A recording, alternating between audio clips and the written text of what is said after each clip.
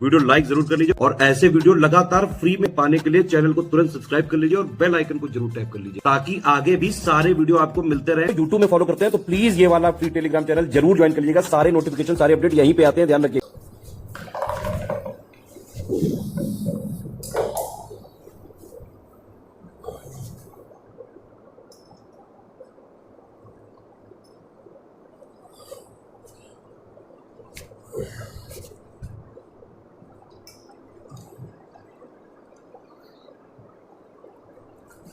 नमस्कार साथियों, स्वागत है आप सभी का स्टडी फॉर सिविल सर्विसेज में। जैसा कि आप लोगों को पता है, ये क्लास है हमारी हिस्ट्री के प्रीवियस ईयर क्वेश्चंस की, जिसमें हम जो है इम्पोर्टेंट प्रश्न जो प्रीवियस ईयर के हैं उनकी चर्चा करते हैं यहाँ पर। इससे पहले मैं इसके 2 वीडियो ऑलरेडी लेकर के आ चुका हूँ हिस्ट्री के, तो ये तीसरा सेट है। आपको प्रॉपर अगर हिस्ट्री तैयार करनी है पीसीएस के लिए, बीओ के लिए, आरओ के लिए, तो ये सेट्स इनको पूरा देखिए, समझिए, जानिए, क्योंकि यहाँ से एग्जाम में आपको काफ़ी सारे प्रश्न देखने को मिलेंगे। ठीक है, तो चलिए जल्दी से शुरू करता हूँ।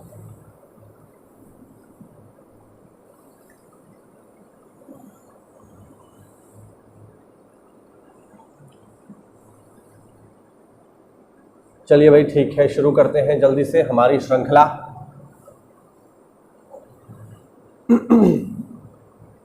ठीक है, प्रश्न नंबर 21 तक हमने बातचीत कर ली थी। अभी हम बात करेंगे प्रश्न नंबर 22 से। ठीक है, चलिए प्रश्न नंबर 22 आप लोगों के सामने देखो भाई।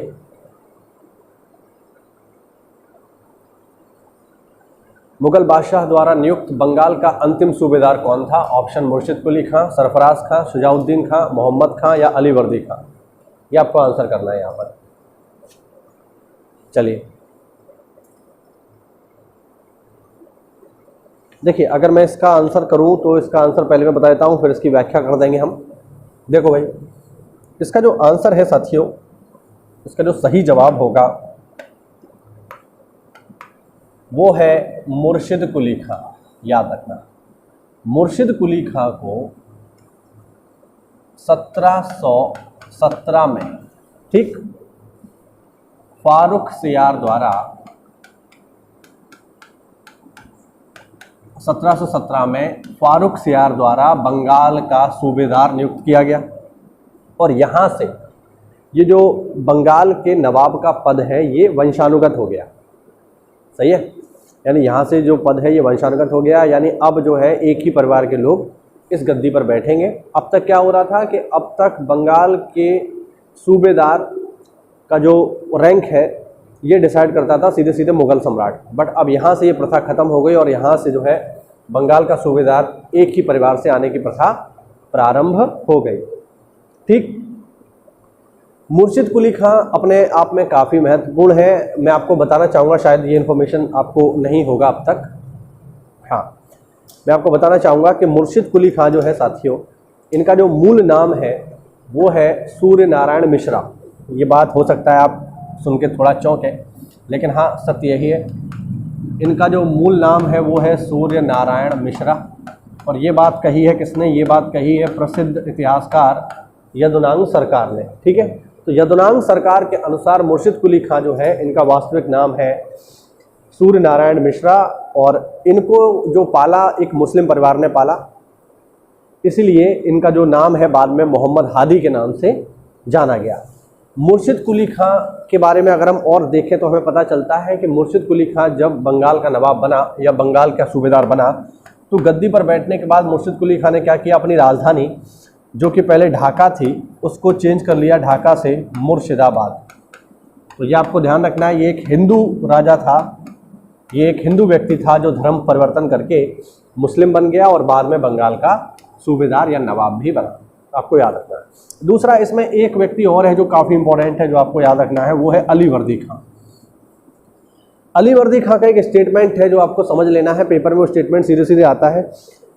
स्टेटमेंट है ये कि अली वर्दी खां ने अपने पौत्र मतलब बेटी का बेटा, जिसका नाम था सिराजुद्दौला, जब अली वर्दी खां की मृत्यु हो रही थी तो उसने अपने पौत्र सिराजुद्दौला को, या अपने हम कहते देवता, अपने देवते सिराजुद्दौला को अपने पास बुलाया और कहा कि ये जो यूरोपियन लोग हैं ये मधुमक्खी के छत्ते के समान है, अगर आप इन्हें छेड़ोगे नहीं तो ये आपको शहद देंगे, लेकिन अगर आप इन्हें छेड़ोगे तो आपको काट काट कर मार डालेंगे। और उसने अपने दोहित्र, अपने देवते सिराजुद्दौला से ये भी कहा कि जैसे ही तुम्हें पहला मौका मिले इन विदेशियों को भारत से बाहर कर देना। तो ये जो पूरा स्टेटमेंट है कि किस व्यक्ति ने कंपनी की तुलना मधुमक्खी के छत्ते से की, ये कई बार एग्जाम में आ चुका है। आपको याद रखना है ये तुलना करने वाला व्यक्ति है अली वर्दी खां।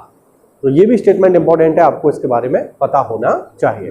ठीक है, चलिए बढ़ते हैं अगले प्रश्न की ओर। ये भी ध्यान रखना, ढाका से मुर्शिदाबाद वाला जो जानकारी है ये भी इंपॉर्टेंट है। अगला सवाल बहुत ही सिंपल सा, सीधे सीधे आंसर करेंगे इसका हम। देखो, गुरु नानक देव का उत्तराधिकारी कौन है?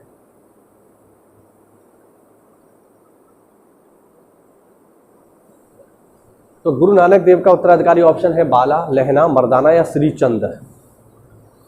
सीधे सीधे जो है आपको इसका आंसर करना है। इसका आंसर है साथियों लाहना। ठीक है, गुरु नानक देव कौन है? सिख धर्म के संस्थापक। सबको पता है, सिख धर्म के संस्थापक। चलिए आगे बढ़ते हैं। ये सवाल बहुत ही बढ़िया है और अक्सर करके विभिन्न परीक्षाओं में यहाँ से सवाल आता है। ये है विदेशी यात्री। सवाल है ये कि कौन भारत में आने वाले यात्री पुर्तगाल देश से नहीं है, ये आपको बताना है। यानी 3 इसमें से ऐसे हैं जो पुर्तगाली हैं, 1 पुर्तगाली नहीं है। ऑप्शन है बारबोसा, डोमिंगो पायस, पीटर मुंडी और नुनीज। चलिए देखते हैं। फिलहाल जो इसका आंसर है वो मैं आपको बताता हूं सीधे सीधे। इसका जो आंसर है साथियों वो है पीटर मुंडी। ठीक, अब पीटर मुंडी जब पुर्तगाल का नहीं है तो कहाँ का यात्री है? तो साथियों याद रखना, पीटर मुंडी इंग्लैंड का यात्री है। इंग्लैंड से आया है, अंग्रेज है बेसिकली। ठीक है ना, अंग्रेज। भारत में बहुत सारे लोगों को ऐसा लगता है कि जितने भी गोरी चमड़ी वाले लोग हैं सब अंग्रेज हैं। ताजमहल पर हमें जितने अंग्रेज दिखाई दे, मतलब जितने गोरे लोग दिखाई देते हैं हमारे लिए सब अंग्रेज हैं। लेकिन इस सोच में सुधार करने की ज़रूरत है। हर गोरा आदमी अंग्रेज नहीं होता। हमारे यहाँ कोचिंग में एक पंडित जी हैं, वो भी बहुत गोरे हैं, बट अब हम उनको अंग्रेज नहीं कह सकते, वो भारतीय है। क्यों? अंग्रेज उसको कहा जाएगा जो इंग्लैंड का निवासी है। जैसे हम भारत के निवासी हैं तो हम भारतीय हैं, जो इंग्लैंड का निवासी होगा वो अंग्रेज होगा। बात समझ रहे हैं? फ्रांस का निवासी होगा, फ्रांस के लोग भी तो गोरे होंगे, तो उन्हें क्या कहा जाएगा? उन्हें फ्रांसीसी कहा जाएगा। तो याद रखना, हर गोरा आदमी अंग्रेज नहीं है, अंग्रेज होता है इंग्लैंड का जो निवासी है। ठीक, इसलिए हर गोरे आदमी को अंग्रेज कहना बंद करिए। तो पीटर मुंडी कहाँ का यात्री है? इंग्लैंड का यात्री है। ये भी याद रखना है किसके समय में भारत आया है? तो भैया शाहजहां के समय में भारत आया है, ये आपको याद रखना है। शाहजहां के समय में भारत की यात्रा पर आया पीटर मुंडी।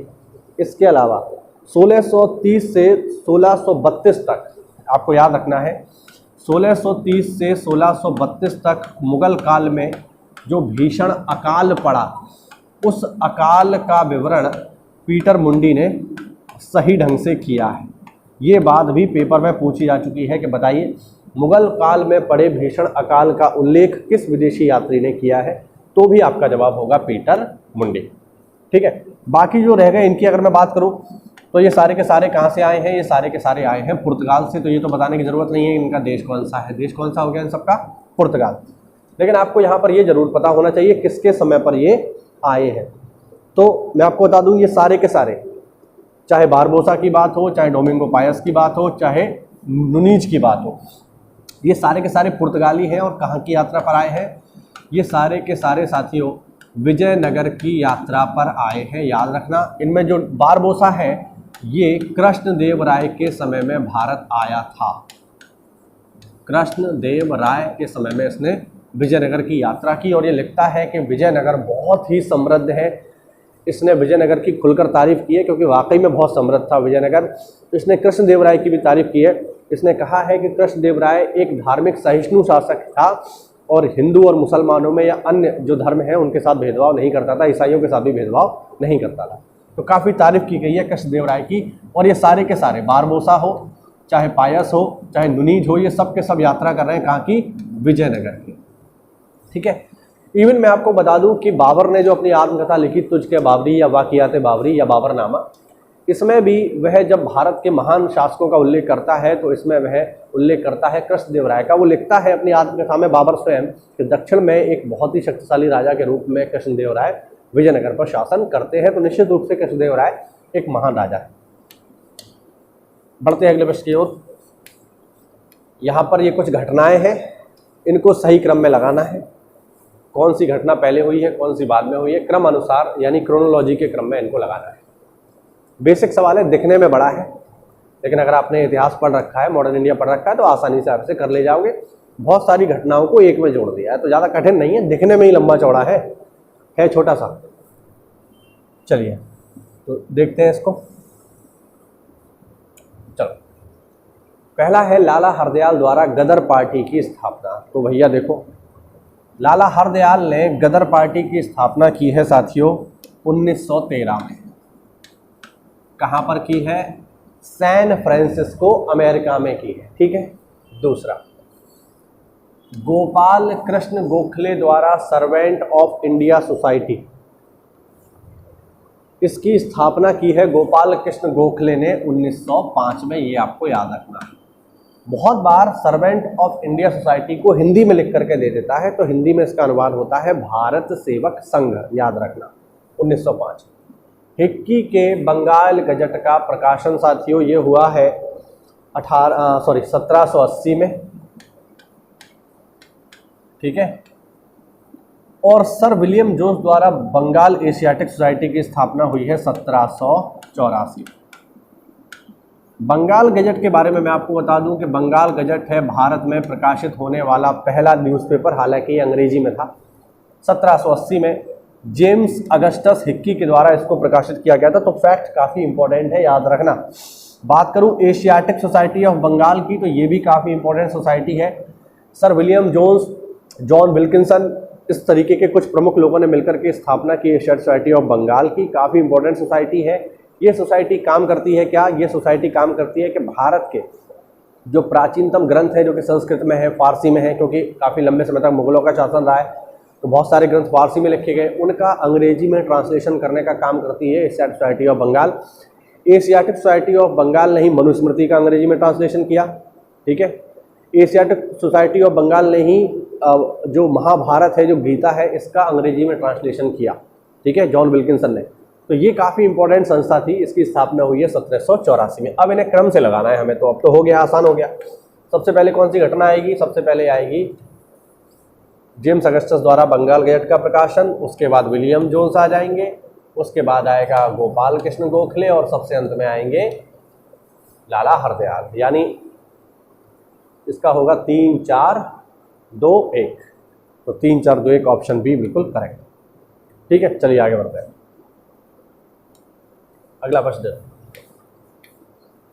अगला प्रश्न है साथियों, फिर से वही है। फोर्ट विलियम कॉलेज के बारे में कुछ यहाँ पर कथन दिए हुए हैं, इनकी जांच करनी है हमें और बताना है कौन सा सही है। पढ़ो इसको और फिर मुझे आंसर करो। चलो,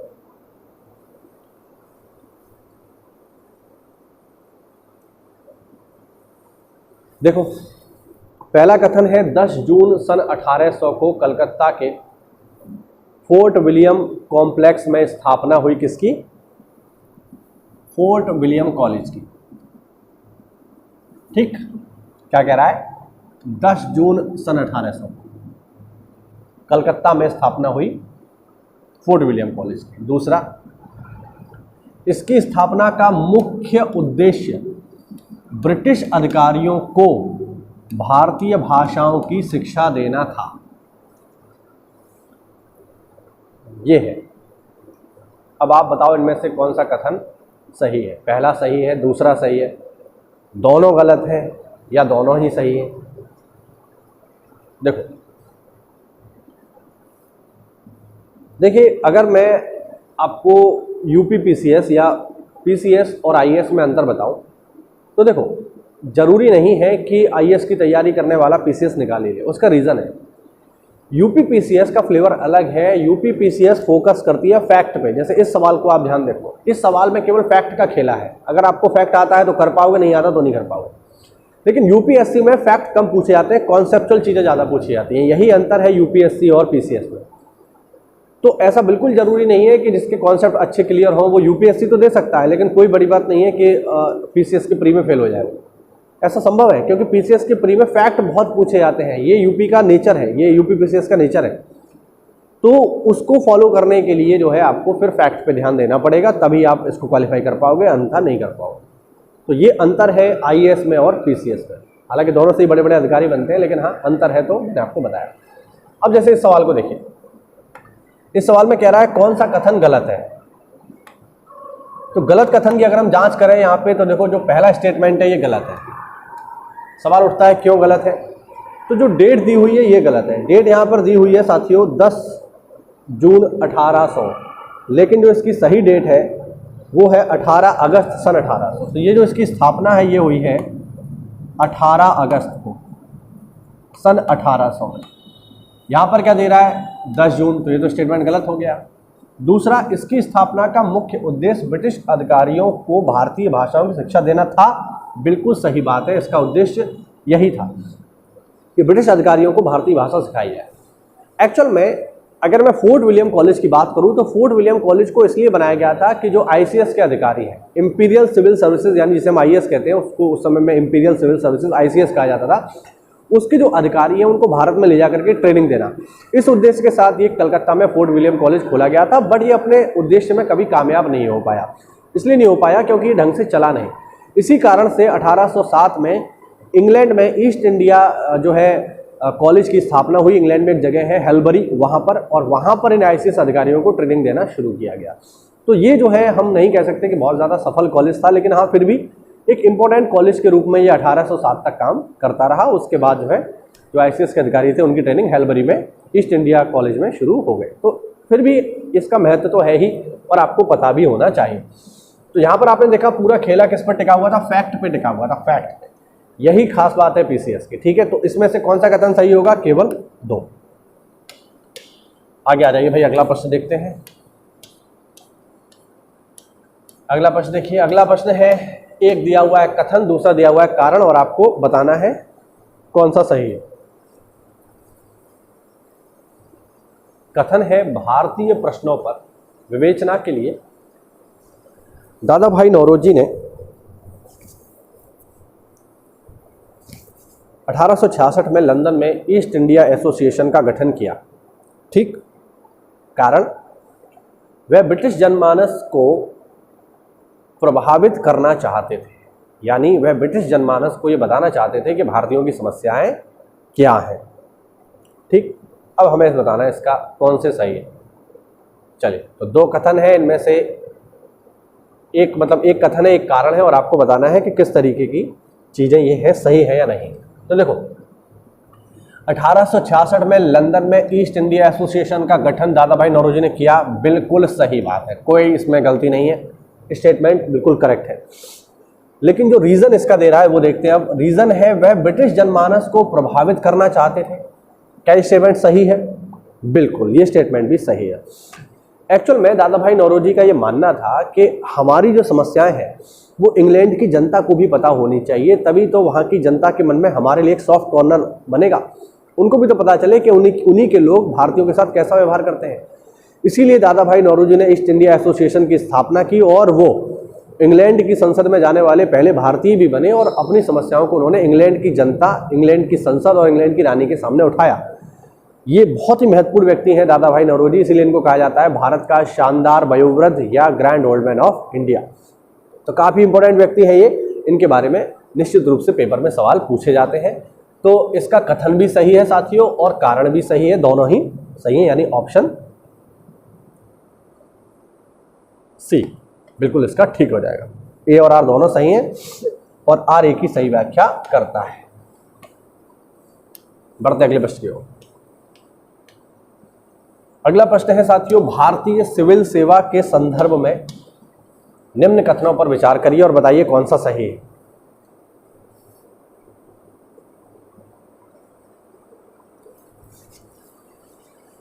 भारत सरकार अधिनियम 1919 में भारतीय सिविल सेवा के लिए एक अलग परीक्षा का प्रावधान किया गया जो भारत में होनी थी। दूसरा कथन, भारतीय सिविल सेवा में 1941 में भारतीयों का प्रतिशत यूरोप वासियों से अधिक था। अब बताना है कौन सा इनमें सही है। ठीक है, अब देखो,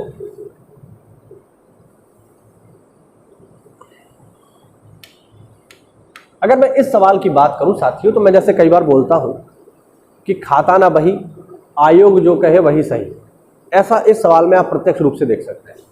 पहला जो स्टेटमेंट है वो ठीक है, ये आपको मिल जाएगा आसानी से, बहुत आसानी से मिल जाएगा कि 1919 में भारतीयों के लिए सिविल सेवा के लिए अलग परीक्षा कराने का प्रावधान किया गया और फाइनली 1925 में अलग परीक्षा हुई भी, एक साथ जो है भारत के इलाहाबाद, आज का प्रयागराज, और इंग्लैंड में एक साथ परीक्षा हुई। ये बात बिल्कुल सही है, ठीक है। लेकिन ये डेटा आपको कहाँ से मिलेगा कि 1941 में भारतीयों का परसेंटेज यूरोपियन वासियों से अधिक था? ये डेटा आपको नहीं मिलेगा, कहीं से भी नहीं मिलेगा। इसीलिए मैं कहता हूँ खाता ना बही, जो आयोग कहे वही सही। अब आयोग ने इसको सही माना है तो आपको भी इसको सही मानना पड़ेगा, क्योंकि इस डेटा की जांच आप कहीं से नहीं कर सकते। आयोग ने आंसर की में बोला ये सही है तो बस ये सही है, बात खत्म। इस डेटा की जांच आप कभी भी नहीं कर पाओगे, क्योंकि एक्चुअल डेटा कभी आपको मिलेगा ही नहीं। ठीक है, तो फिलहाल ये दोनों ही इसमें सही है, इस बात को आप लोग याद रखिएगा। चलिए आगे बढ़ते हैं। अगला प्रश्न देखिए भाई, अगला प्रश्न में ज़्यादा कुछ खास है नहीं, सीधे सीधे हमें आंसर करना है। सवाल है, ब्रिटिश उपनिवेशवाद के विरुद्ध भोजपुरी में लोकप्रिय कविता फिरंगिया लिखने वाले कवि का क्या नाम है? डायरेक्टली आंसर करना है, ज़्यादा कुछ भी नहीं है इसमें। ठीक है, पहला ऑप्शन है मनोरंजन, दूसरा है रंजन प्रसाद, तीसरा है त्रिलोकी सिंह और चौथा है राजेंद्र पांडे। डायरेक्टली आंसर करना है, कुछ भी इसमें समझने वाला या एक्सप्लेन करने वाली चीज़ कुछ भी नहीं है इसमें। चलिए, तो इसका जो आंसर है भैया, फिरंगिया लिखने वाले जो कवि हैं इनका नाम है मनोरंजन सिंह। ठीक, अच्छा सवाल है, इंपॉर्टेंट सवाल है। यानी आयोग जो है सांस्कृतिक चीज़ों पर भी निगाह रखता है, आपको भी इन पर थोड़ा ध्यान देना चाहिए। बीपीएससी में भी ये सवाल बिल्कुल पूछा जा सकता है, तो बीपीएससी वालों के लिए भी एक इंपॉर्टेंट क्वेश्चन है, इसको बिल्कुल आप देख सकते हो, एग्जाम में आ सकता है। चलिए बढ़ते अगले प्रश्न की ओर। अगला प्रश्न है भाई, काकोरी ट्रेन डकैती के आरोपी पंडित राम प्रसाद बिस्मिल को उत्तर प्रदेश के किस शहर में फांसी दी गई? मैं आपको बता दूं कि ये जो राम प्रसाद बिस्मिल है, इनका जो केस है, इसे अब कहा जाता है काकोरी ट्रेन एक्शन। पहला तो आप ये समझ लो,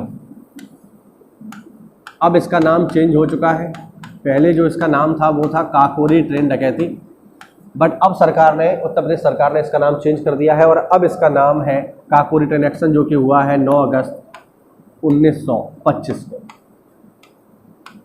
9 अगस्त 1925 को राम प्रसाद बिस्मिल, अशफाक उल्लाह खां, राजेंद्र लाहिड़ी, ठाकुर रोशन सिंह, चंद्रशेखर आजाद और इनके अन्य सहयोगियों ने मिलकर के 8 डाउन पैसेंजर ट्रेन को लूट लिया। ये भी याद रखना किस ट्रेन को लूटा है भैया, तो ट्रेन का नाम है 8 down passenger train. 8 down passenger train, इसको लूट लिया और इसी केस के बाद इन लोगों को गिरफ्तार किया गया। इसी को कहा गया काकोरी ट्रेन षड्यंत्र, या अब इसका नाम है काकोरी ट्रेन डकैती। सभी लोगों की गिरफ्तारी हुई।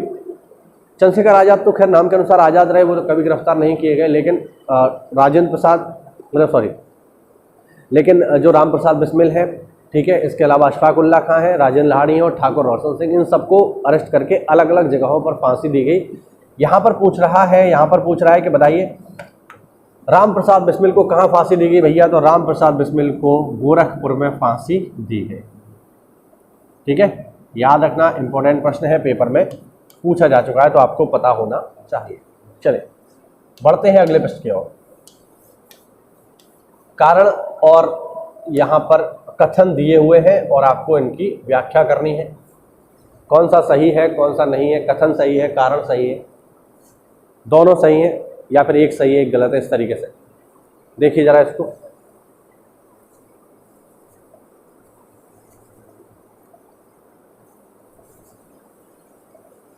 कथन है आपके सामने, रविन्द्रनाथ टैगोर ने नाइटहुड की उपाधि को त्याग दिया। ठीक है।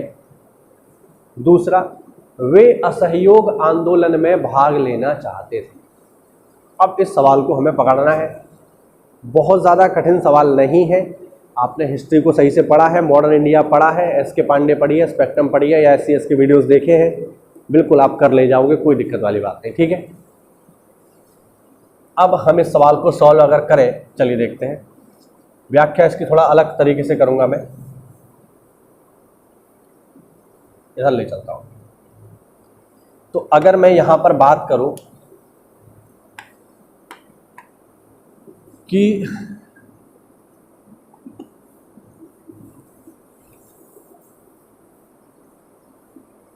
अरे हाँ, तो सवाल जो है कुछ इस तरीके से है। तो अगर यहां पर मैं बात करूं कि रविंद्रनाथ ठाकुर ने, अगर मैं यहां बात करूं रविंद्रनाथ टैगोर ने अपनी नाइटहुड की उपाधि क्यों त्याग दी, तो ध्यान रखना, इन्होंने नाइटहुड की उपाधि जलियांवाला बाग हत्याकांड के विरोध में त्यागी।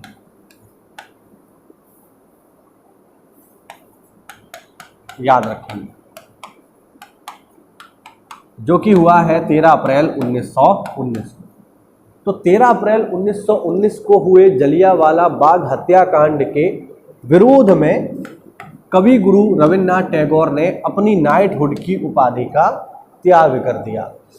रविन्द्रनाथ टैगोर का कहना था कि ऐसे लोग जिनके हाथ हमारे निर्दोष लोगों के खून से रंगे हुए हैं, उन लोगों के हाथों से मुझे कोई भी सम्मान धारण नहीं करना है। इसीलिए रविन्द्रनाथ टैगोर ने जलियांवाला बाग हत्याकांड के तुरंत बाद अपनी सर अथवा नाइटहुड की उपाधि का त्याग कर दिया। ये फैक्ट आप लोग याद रखिएगा, महत्वपूर्ण है। न केवल रविन्द्रनाथ टैगोर ने, बल्कि सर शंकर नायर ने भी वायसराय की कार्य परिषद से इस्तीफा दे दिया। वायसराय की कार्य परिषद से इस्तीफा दे दिया। तो आपको समझ आया कि रविन्द्रनाथ टैगोर ने क्यों उपाधि त्याग दी। अब हम सवाल पे वापस चलते हैं। चलिए, सवाल क्या था हमारा? सवाल था रविन्द्रनाथ टैगोर ने नाइटहुड की उपाधि को त्याग दिया। क्या यह स्टेटमेंट सही है? बिल्कुल, अब तो कोई डाउट ही नहीं होना चाहिए, बिल्कुल सही है भाई। लेकिन क्यों? अब कह रहा है वे असहयोग आंदोलन में भाग लेना चाहते थे। तो भैया, असहयोग आंदोलन शुरू हुआ है 1921, ठीक है, 1921 में या 1920 में शुरू हुआ है, ठीक है, 1920-1921 में शुरू हुआ असहयोग आंदोलन, और इन्होंने अपनी उपाधि का त्याग कर दिया 1919 में ही। तो ये कहना कि वे असहयोग आंदोलन में भाग लेना चाहते थे तो गलत है। तो ए सही है और आर गलत है, यानी इसका जो ऑप्शन हो जाएगा साथियों, वो हो जाएगा ऑप्शन सी। ठीक है, बात समझ रहे हैं? यानी ऑप्शन सी बिल्कुल इसका सही है। ए सही है किंतु आर गलत है। तो ये हुए हमारे कुछ महत्वपूर्ण सवाल। उम्मीद करता हूँ आपको ये सीरीज पसंद आ रही होगी। अगर आप लोग कमेंट करेंगे तो इन प्रश्नों की संख्या हम बढ़ाएंगे धीरे धीरे। आपके सहयोग की मुझे बहुत ज़रूरत है साथियों, कृपया करके सहयोग बनाए रखिए, सब्सक्राइबर बेस बढ़ाइए, इसका चैनल की रीच थोड़ा बढ़ाइए। मेहनत कर रहे हैं हम आपके साथ, तो बिल्कुल इतना तो आपसे उम्मीद कर ही सकते हैं। अगर ये वीडियो जरा सा भी आपको अच्छा लगा हो, कोई चीज़ जरा सी भी पसंद आई हो, तो कमेंट के माध्यम से मुझे बताइए और कृपया करके इस चैनल को सब्सक्राइब करके जरूर जाए। मिलते हैं साथियों अगली क्लास में, तब तक के लिए जय हिंद, जय भारत, वंदे मातरम।